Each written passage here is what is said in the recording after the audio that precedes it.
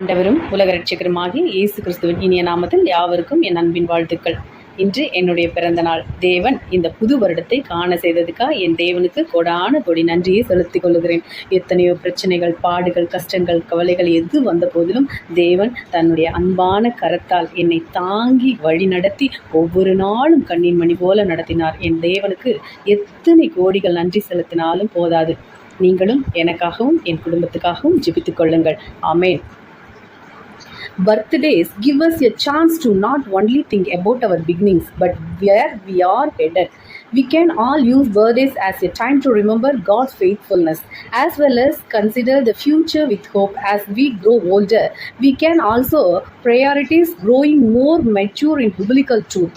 Each new age that we reach can inspire us to continue seeking our purpose, believing that we are on this earth, inhabiting these bodies and personalities, living this life for a reason.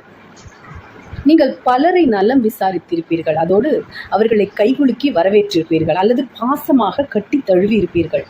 வாழ்த்து சொல்வதற்கான வார்த்தைகளும் சம்பிரதாயங்களும் இடத்துக்கு இடம் வேறுபடலாம். ஆனால் வாழ்த்துவதற்கான காரணம் ஒன்றுதான். மற்றவர்களை நாம் நலம் விசாரிக்காமல் இருப்பதும், மற்றவர்கள் நம்மை நலம் விசாரிக்கும் போது அதை கண்டுகொள்ளாமல் இருப்பதும் அன்பற்ற செயலாகவும் முறையற்ற செயலாகவும் கருதப்படுகிறது. அன்பானது பிறருக்கு பொல்லாங்கு செய்யாது. ரோமர் 13:10. உங்களுக்கு இரக்கமும் சமாதானமும் அன்பும் பெருக கடவது. யூதா 1:2. நீதியின் மேல் பசி தாகமுள்ளவர்கள் பாக்கியவான்கள். மத்தேயு 5:6. இரக்கமுள்ளவர்கள் பாக்கியவான்கள். மத்தேயு 5:7. இருதயத்தில் சுத்தமுள்ளவர்கள் பாக்கியவான்கள். மத்தேயு 5:8. அன்பு தேவனால் உண்டாயிருக்கிறது. 1 யோவான் 4:7. அன்பிலே பயமில்லை, பூரண அன்பு பயத்தை புறம்பே தள்ளும். 1 யோவான் 4:18. உற்சாகமாய் கொடுக்கிறவனிடத்தில் தேவன் பிரியமாயிருக்கிறார் என்று கொரிந்தியர் 9:7. தேவனுடைய ஆலயம் பரிசுத்தமாயிருக்கிறது, நீங்கள் அந்த ஆலயம். 1 கொரிந்தியர் 3:17. நீங்கள் மனுஷருடைய கட்டளைகள் யாவற்றுக்கும் கர்த்தர் நிமித்தம் கீழ்ப்படியுங்கள். 1 பேதுரு 2:13. உங்களில் ஒருவன் துன்பப்பட்டால் ஜெபம் பண்ண கடவன். யாக்கோபு 5:13. விசுவாசம் உள்ள ஜெபம் பிணியாளியை ரட்சிக்கும். யாக்கோபு 5:15. கர்த்தருடைய நாமத்தை தொழுது கொள்ளுகிற எவனும் ரட்சிக்கப்படுவான். ரோமர் 10:13. சமாதானத்தை கூறி நற்காரியங்களை அறிவிக்கிறவர்களுடைய பாதங்கள் எவ்வளவு அழகானவை. ரோமர் 10:15. உங்கள் அன்பு மாயமற்றதாய் இருப்பதாக. ரோமர் 12:9. தீமையை வெறுத்து நன்மையை பற்றி கொண்டிருங்கள். ரோமர் 12:9. அசதியாயிராமல் ஜாக்கிரதையாயிருங்கள். ரோமர் 12:11. ஜெபத்திலே உறுதியாய் தரித்திருங்கள். ரோமர் 12:12. நான் உங்களில் அன்பாய் இருக்கிறது போல நீங்களும் ஒருவருக்கொருவர் அன்பாய் இருக்க வேண்டும். யோவான் 15:12. உபாகமம் 28:3. நீ பட்டணத்திலும் ஆசீர்வதிக்கப்பட்டிருப்பாய், வெளியிலும் ஆசீர்வதிக்கப்பட்டிருப்பாய்.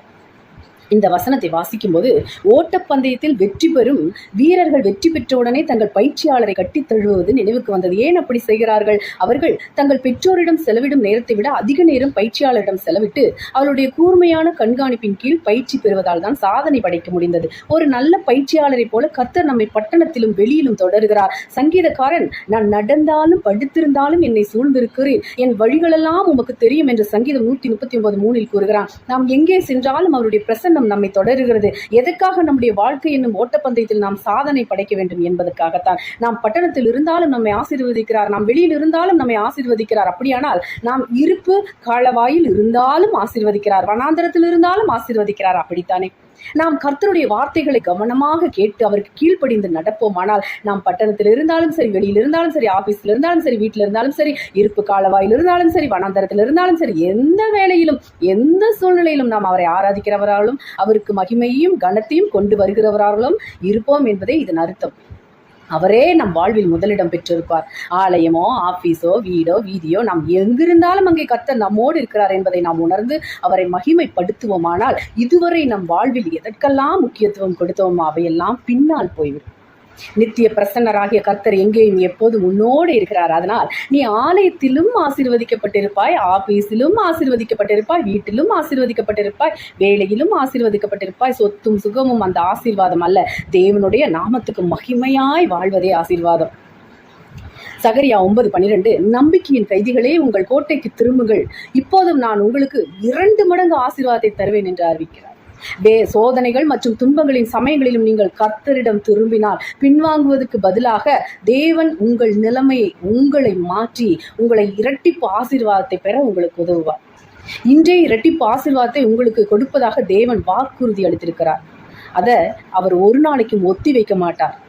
தேவன் உங்களை நேசிக்கிறார், உங்களை கவனித்துக் கொள்கிறார். அவர் உங்களுக்கு இரட்டிப்பு ஆசீர்வாதத்தை தருவார். பைபிள் சொல்லுகிறது, யோபு தன் நண்பர்களுக்காக ஜெபித்தார். அதனால் கர்த்தர் அவருடைய ஜெபத்தை கேட்டு அவருடைய வாழ்க்கையின் பிற்பகுதியை ஆசீர்வதித்தார். கடவுள் யோபை ஆசீர்வதித்தார். கர்த்தர் அவருடைய செல்வத்தை மீட்டெடுத்தார். மேலும் அவருக்கு முன்பு இருந்ததை விட 2 மடங்கு கொடுத்தார். யோபுவை ஆசீர்வதித்தது போல் அவர் நம்மையும் உங்களையும் ஆசீர்வதிக்க விரும்புகிறார். உங்களில் சிலர், தேவன் எனக்கு வேலை கொடுக்கல என்று கூறுகிறார்கள். பிறகு நான் ஏன் தேவாலயத்துக்கு செல்ல வேண்டும்? தேவன் எனக்கு எந்த நன்மையும் செய்யவில்லை, பிறகு நான் ஏன் தேவாலயத்துக்கு செல்ல வேண்டும், அல்லது பைபிள் படிக்க வேண்டும், அல்லது கடவுளிடம் பிரார்த்தனை செய்ய வேண்டும்? என் பிரச்சனைகள் அவருக்கு தெரியாதா?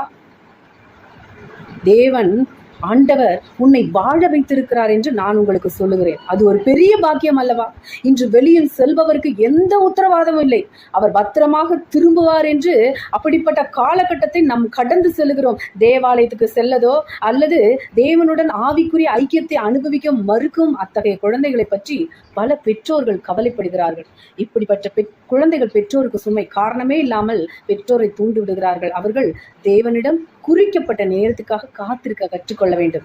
அவருடைய பொல்லாத வழிகளை விட்டு தேவனிடம் திரும்பி வர வேண்டும். தேவன் தாமே இந்த வார்த்தைகளின் மூலம் உங்கள் ஒவ்வொருவரையும் ஆசீர்வதிப்பாராக. ஆமே. நீங்கள் ஆசீர்வதிக்கப்பட்டவர். அல்லேலூயா. Price God.